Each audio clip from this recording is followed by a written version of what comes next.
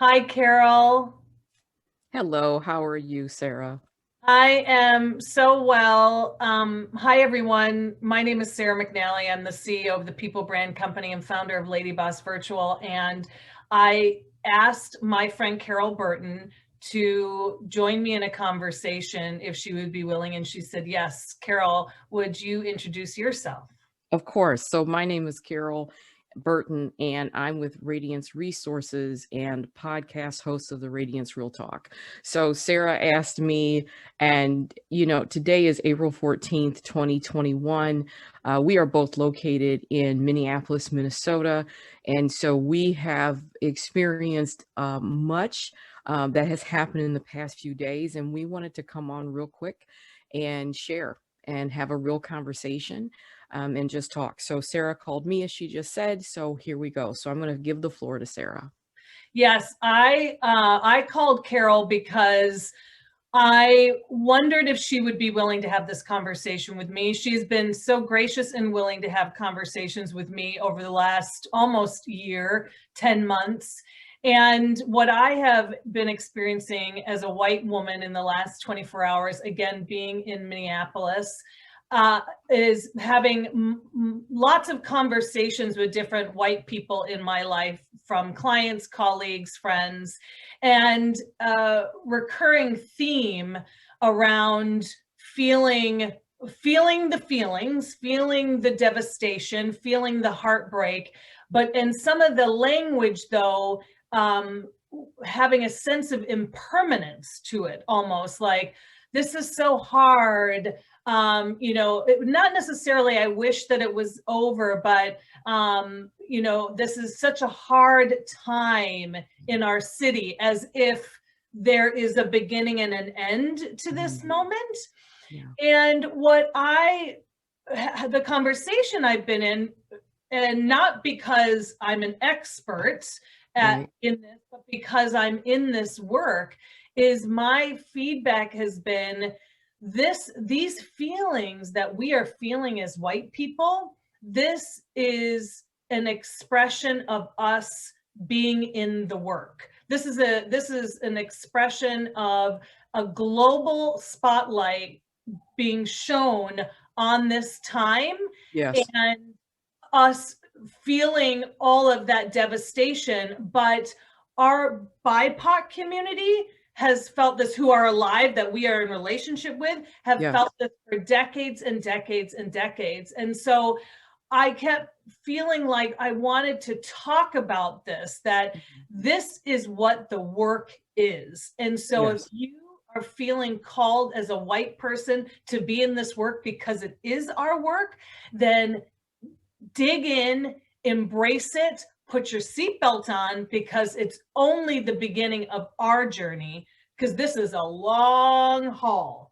So that was the conversation. And I don't have a script. I don't have an agenda. It was more, let's talk about this. This isn't going to be over when the Derek Chauvin trial is over. It's not going to be done. This work is actually never going to be done. So figure out how to continue to opt in.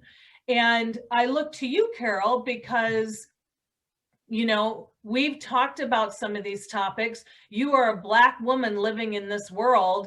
And I think our Black and brown people show up every day.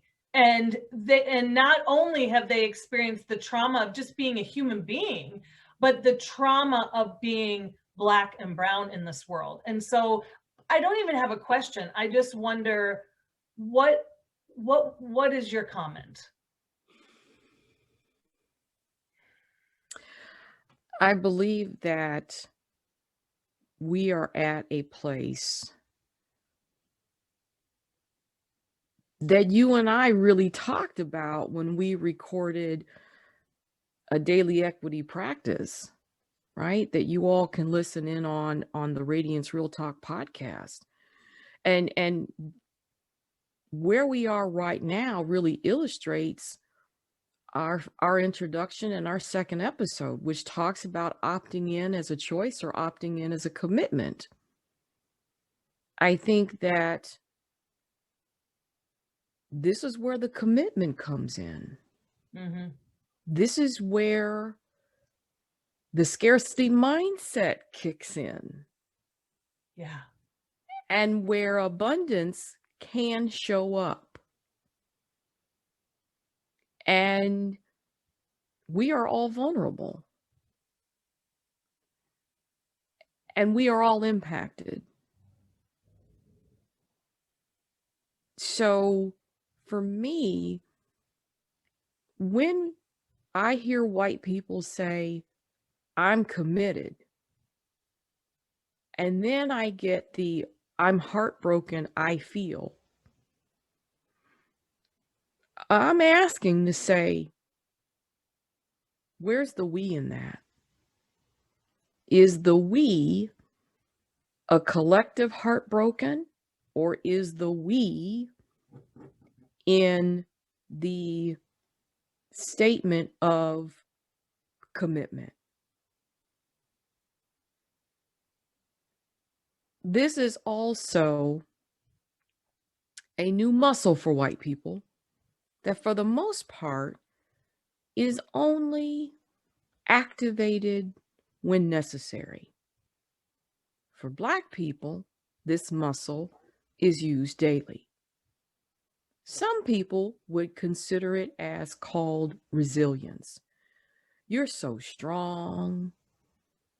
You're a super person.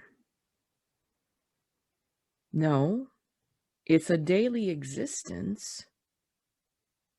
And I have to know not only my language, but I have to exist in white people's language. Really, I have no language. And so that's part of this as well. I have to be multilingual in English speaking. And a perfect case in point would be with Sharon Osbourne and Cheryl Underwood. That's a perfect example of what I'm talking about.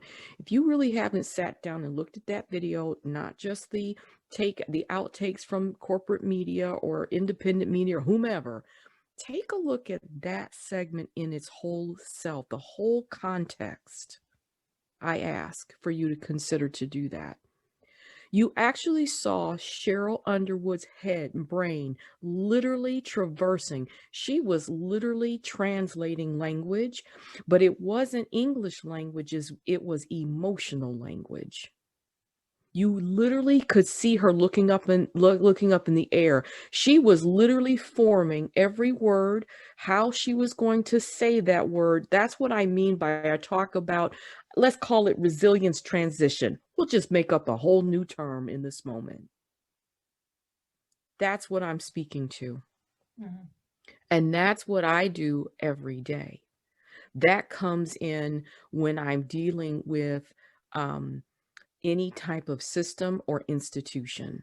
That comes in if I'm looking to pay utility bills, the mortgage bills, how I interact with my colleagues, say in the workplace, even driving. You see, that is what I'm talking about. That's a perfect, simple example. And so the difference about what has happened this weekend was that there was a lot that happened this weekend.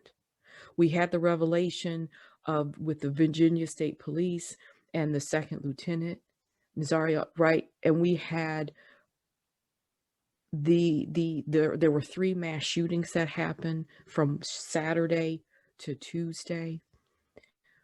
We had everything we've got going on up here. And so it's all of that. And to think about it, that was 3 days. Yeah. So think of it as the past 3 to 4 days, what we as a community here have experienced, that's normal for Black people. Yeah. That's normal. Now, it may not be a mass shoot. You know, it's normal. I'm not even going to quantify it. It's normal. The intensity, that's what I'm talking about. The intensity that's the normal. So white people have had the opportunity to see it collide. So remember, I just talked about with Cheryl Underwood, with how she was translating and thinking, that is the collide. That is the collide. Those are the collisions that happen as we continuously navigate through every single day. So I ask for everyone who's listening, watching, hearing, to reading, to think about, how do you build your resiliency muscle? You've used it when you were in very tough situations, domestic, personal, drug, whatever it, work, when you did not feel you were treated well. I want you to take that same knowing, ways of knowing, in ways of surviving, and I'm asking you to look at it from an actionable space of a way of thriving. Because that is resiliency, is the way of thriving while surviving through the moment. Yeah. It's so powerful what you said about the I statements. I feel so heartbroken. I don't know what to do. I have so much anxiety, which does feel like such a white privileged statement Yeah. versus looking at it, you know, coming beyond that. So again, it's like the message is in this journey, like I can say, I am on this journey to understand my privilege and to activate into anti-racism. I anticipate Yes. my commitment is lifelong. I anticipate I will be on this journey if I continue to opt in and stay committed forever. This isn't pessimistic. I just don't see racism being, you know, gone in our lifetime. I can see the vision of a different world for sure. Yes. But Yes. heat and scarcity, no, I think that those will always exist in humanity. So that's Absolutely. you know. Yes. But in this journey of committing into this work, these feelings, the discomfort is part of the journey. And so Yes. instead of opting out, which as white people, that's our privilege, is we could opt out. We could turn off the news. We could do so many things to try to not see it. But if we really are committed, then we have to walk through this, just like any other uncomfortable time in our lives, whether it's been through death, divorce, some type of loss, some type of abuse, some type of trauma. And I think that's the resiliency muscle that we all have, but opting into this work is another phase of building it. So that, I guess that's my message is Yes. the white people, don't opt out because Yes. the shit, excuse my French, is getting real. This is the time to dig in because it is our work. We are needed in this moment. So dig in, even if you don't know what to do, dig in and we'll figure it out. And stay with it. Stay with it. And stay with it. So it's dig in, stay with it, be open, know you're going to make mistakes, ask the questions, and do the research and the work. Now, what does all that mean? What that means is it's being vulnerable and saying, I don't know what to do, but I know this fundamentally is not right. And I know that this is not about doing the right thing. to do the right thing, know and understand it is the right thing because it's the just thing to do. This impacts all of us. That's the distinction. So I know from my learnings as a child and growing up in America, white flight is happening. If you don't know what white flight is, go look it up. But white flight is happening. When there is fear and saying, well, if something happens, then this will be bad. Guess what? That is a self-fulfilling prophecy. This is another way to dig in. Period. That is where you have a choice if you allow for the scarcity mindset to lead you or for the abundance mindset to lead you. That again is part of the choice to opt in and to fully commit. Because this is our community. This is our state. This is our country. This is our world. This is our universe. Nothing will change until we all opt in and commit. That's it. It's just that simple. That's a lot. It's a lot. The question is, how do we continue to create space for each other to build the resilience muscle that we can utilize every day to thrive while surviving? And the first thing, as we close this, is to opt in as a commitment and live in an abundance mindset of change. Absolutely. Thank you so much, Carole, Thank for you. answering my phone call this morning and being willing Yes, to have a conversation. absolutely. And thank you for